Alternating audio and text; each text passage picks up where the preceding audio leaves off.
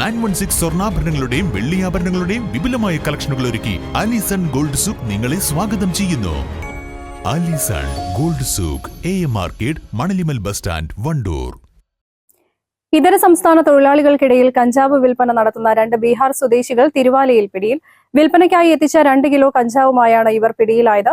ഇരുവരും പ്രദേശത്തെ ഫർണിച്ചർ കടയിൽ തൊഴിലെടുക്കുന്നവരാണ്.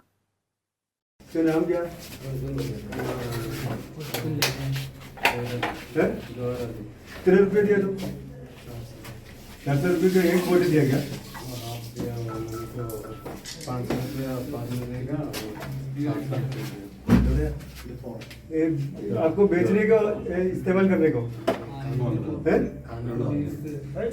रोज पीता है क्या? एक दिन में एक टाइम.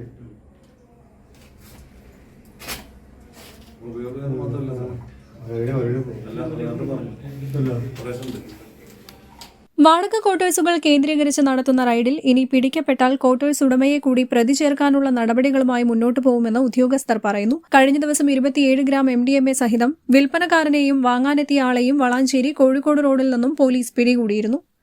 News bureau, Valanchery.